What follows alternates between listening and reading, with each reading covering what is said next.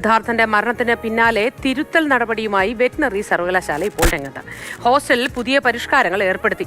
ഇനി മുതൽ 4 വാർഡന്മാരുണ്ടാകും. 3 നിലകളുള്ള ഹോസ്റ്റലിൽ ഓരോ നിലയിലും ചുമതലക്കാർ. ഹോസ്റ്റലിൽ CCTVയും സ്ഥാപിക്കും. വിവരങ്ങളുമായി കമൽ ചേരുന്നു. കമൽ, ഇതുവരെ ഇല്ലാത്ത മാറ്റങ്ങളാണ് ഇപ്പോൾ പൂക്കോട് സർവകലാശാല വെറ്റിനറി സർവകലാശാലയുടെ ഹോസ്റ്റലിലൊക്കെ നടപ്പാക്കാൻ പോകുന്നത്. ഇതിനി എത്ര നാൾ എന്നത് സ്വാഭാവികമായും ജനങ്ങൾ ചോദിച്ചു പോകും. ഇപ്പോൾ നിലവിൽ ഈ മാറ്റങ്ങളൊക്കെ എന്നത്തേക്ക് വരും?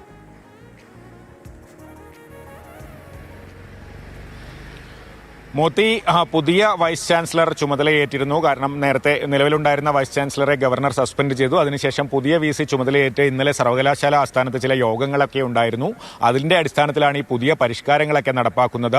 ആൺകുട്ടികളുടെ ഹോസ്റ്റലിൽ 3 നിലയ്ക്കും ഓരോ ചുമതലക്കാർ, മൊത്തം ചുമതലയ്ക്ക് ഒരു അസിസ്റ്റന്റ് വാർഡൻ, അതുപോലെ ഹോസ്റ്റൽ പരിസരത്ത് CCTV തുടങ്ങിയ പരിഷ്കാരങ്ങളൊക്കെയാണ് നടപ്പാക്കുന്നത്. അതോടൊപ്പം സിദ്ധാർത്ഥന്റെ വിഷയത്തിൽ കോളേജിനും ഹോസ്റ്റൽ അധികൃതർക്കുമൊക്കെ ഉണ്ടായ വീഴ്ചകൾ പരിശോധിക്കാൻ ഒരു 4 അംഗ കമ്മീഷൻ നിയോഗിച്ചിട്ടുണ്ട്.